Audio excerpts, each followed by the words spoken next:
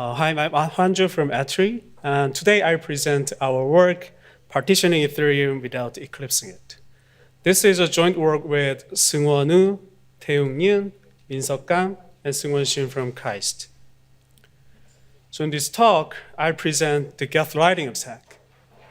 And the Gethlighting attack partitions one or more Ethereum nodes without eclipsing them. So what do I mean by partitioning and eclipsing? Let me first show you how partitioning can be accomplished by eclipsing a blockchain node.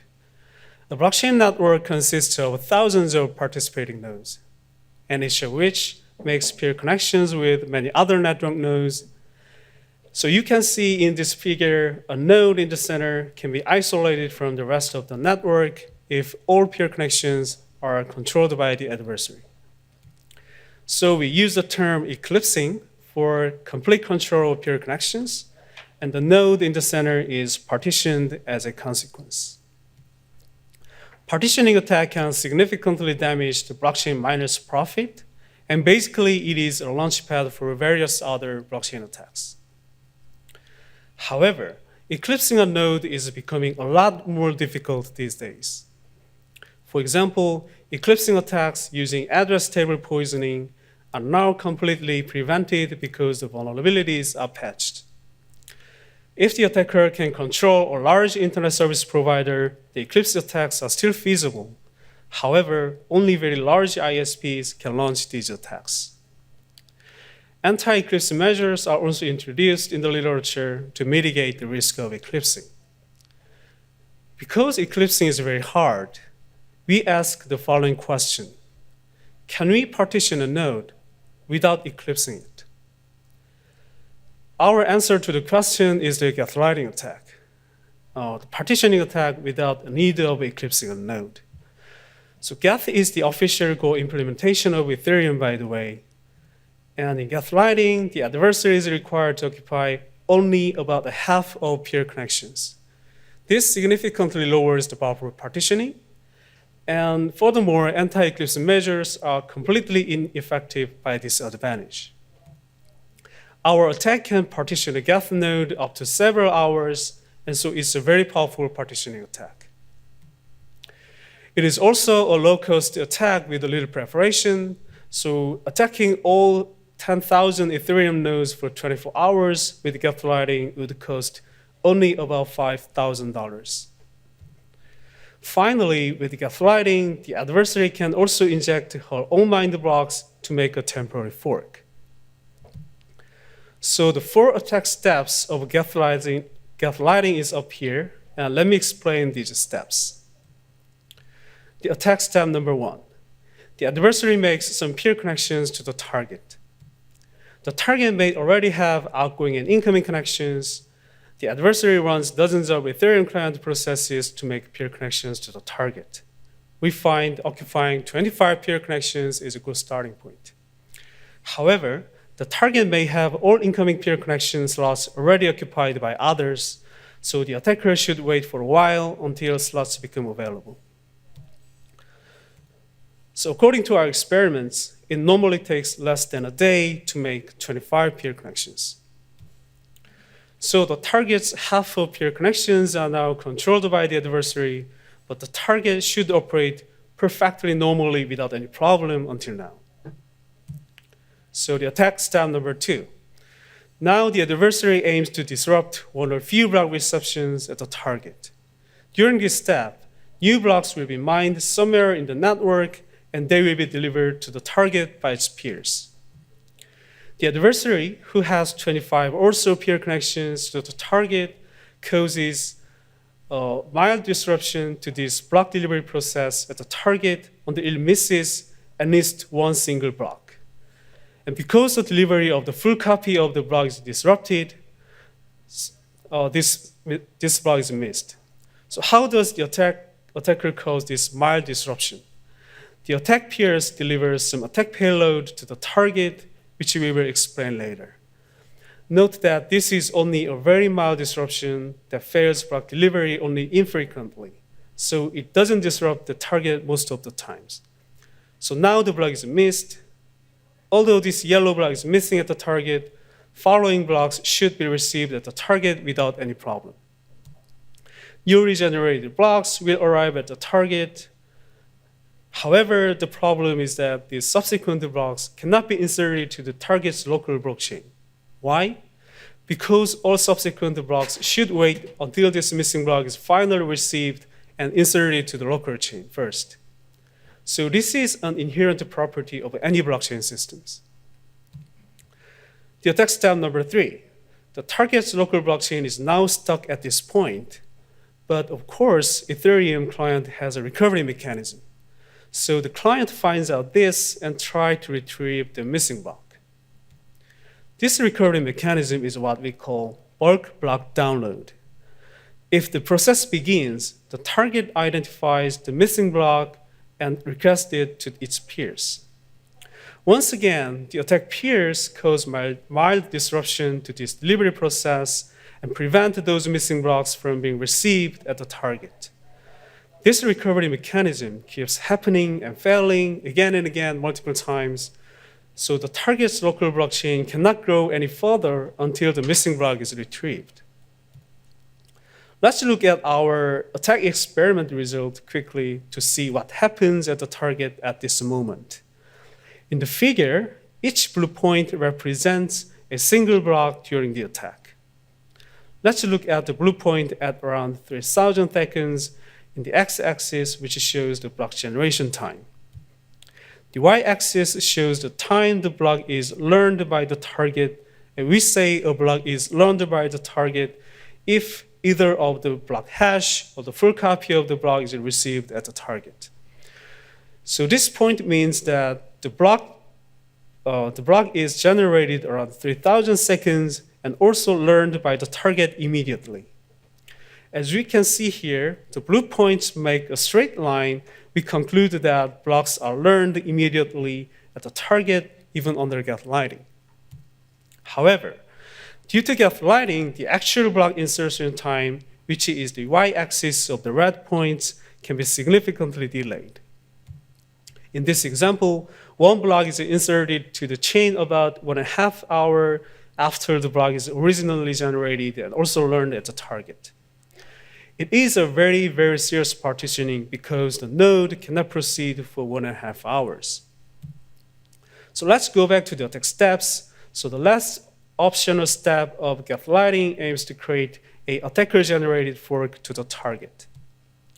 So the target's local blockchain is stuck at the missing block. The adversary mines her own block and delivers it to the target.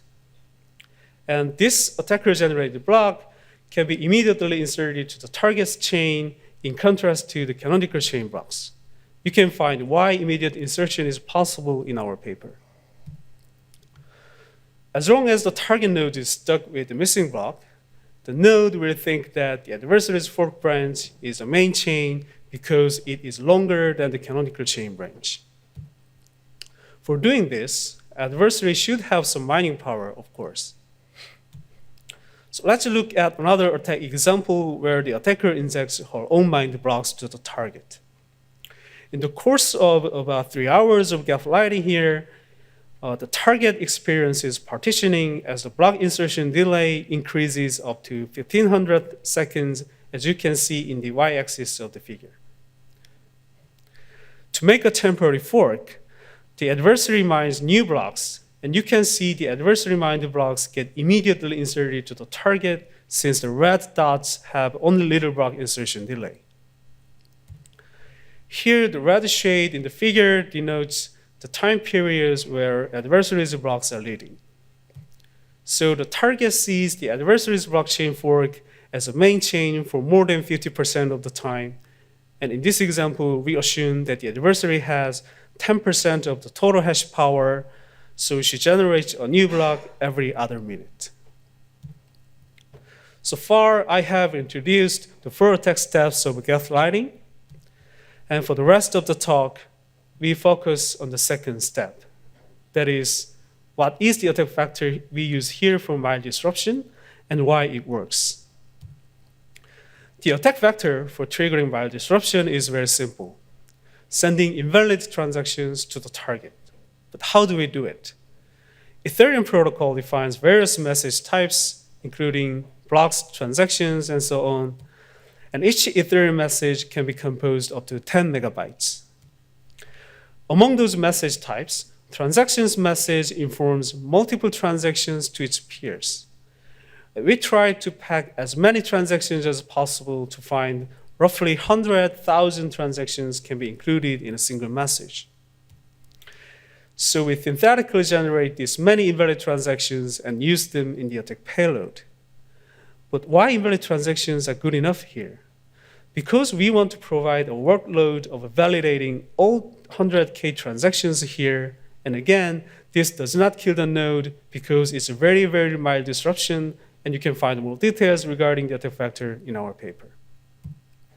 So far, we've shown that Gethlighting is working very nicely, but why does it work? We sorted out the 5 characteristics of Ethereum design that contribute to Gethlighting. And in this talk, we focus on the first one. This characteristic is about the blockchain client design regarding the multi-peer message processing. As you can see on the right, a blockchain client node makes many peer connections, and these peers will be delivering messages to the node. And some peers may be malicious.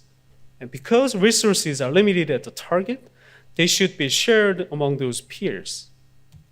So a strong per-peer isolation is desired here. That is, even a malicious peer node is trying to send as many messages as possible. The node's communication with the other peers should not be seriously affected.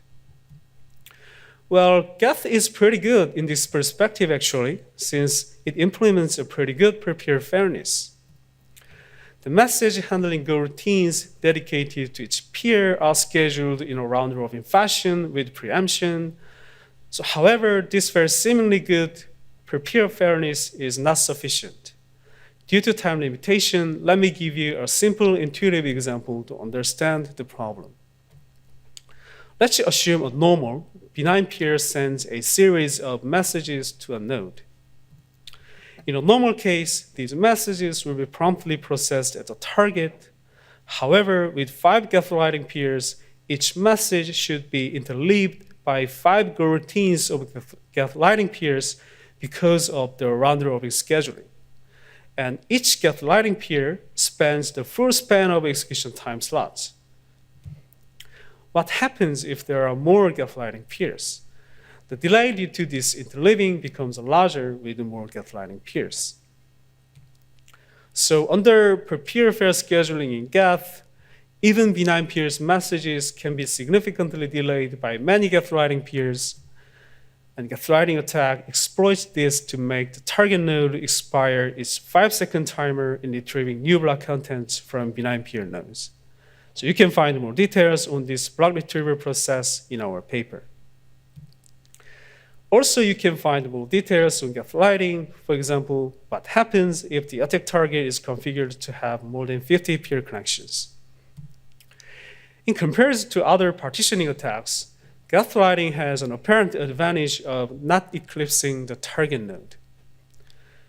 There is a recent related work called Dieter at CCS 2021, but the two attacks are totally different attacks since Gethlighting is a partitioning attack by delaying block insertions, but Dieter aims to censor transactions without causing any consensus problem. Both attacks use invalid transactions as an attack payload, though.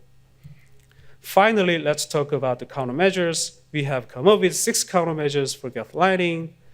We focus on the second countermeasure, which is accepted by the Ethereum Foundation in this talk. So this countermeasure aims to alleviate the impact of our attack vector by bounding the maximum number of transactions that can be processed in a single time slot. As explained before, Gethlighting peers occupy the full span of the execution time slots. So what we implement in this countermeasure is tightly bounding this time span. So we have added an additional logic which can effectively bound Gethlighting peers' execution time span. So our countermeasure experiment shows that by applying smaller numbers of transaction bounds, block insertions are no longer significantly delayed. So this patch is now included in the latest Geth version. The last thing we want to talk about is the merge. The merge means that Ethereum is just switching its consensus mechanism from proof of work to proof of stake. So what happens with Gethlighting after the merge? Ethereum has been merged last September, and Gethlighting is acknowledged by Ethereum Foundation several weeks before the merge. Now proof of stake Ethereum has a dual layer architecture, and the execution layer client Geth is no longer responsible for block propagation. However, after the merge, Gethlighting still makes some degradation in proof of stake Ethereum. So we would like to raise a couple open questions here.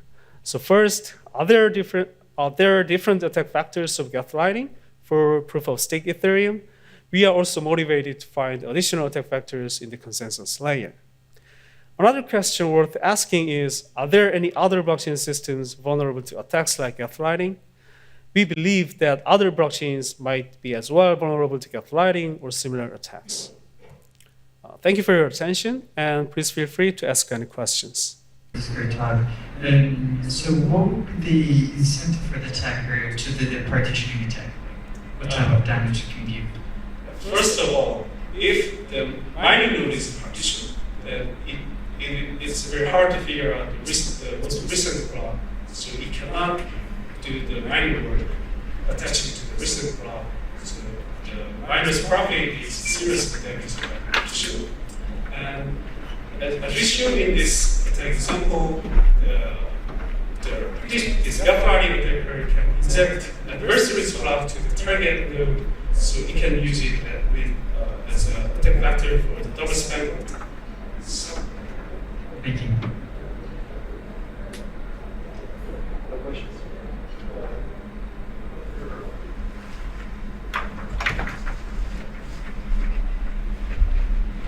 Hello. Thank you for a fantastic talk. I just wanted to know, is this attack, I mean, if you have given any thought, that is it possible to partition nodes even in, let's say, specifically talking about Bitcoin, with just, 50% nodes in the network? Or do you think it might be difficult, it might be easy? Like, what are your thoughts, given your experience? That's a very good question. So we are very interested in other blockchain systems as well. Actually, I have conducted a preliminary work against Bitcoin coins, and the problem was that Bitcoin can process only 2 transactions per second, so there's so little message in the number. So you can find in our paper that we figured out the condition that Gethlighting can work. However, Bitcoin can process too little message per second, so there is little message is communicating with the network, so it was very hard to Gethlighting with Bitcoin. Just one question from me. Can you talk a little bit about, maybe I missed it, the minimum number of Gethlighting peers that may be needed for carrying out this attack, and maybe give us some results on network conditions and how that may affect your attack? Yeah. In the paper, we have experimented with various numbers of Gethlighting connections, and then we figured out that 15 Gethlighting peers is the minimum requirement for Gethlighting. And the reason is that, as I said, answer for the previous question, there is a condition that Gethlighting is working, and the benign peers should exchange messages for some message rate, and if Ethereum can process about 20 transactions per second, so all the benign peers exchange at least 20 messages per second, so it meets the Gethlighting requirement, so 50 peer messages.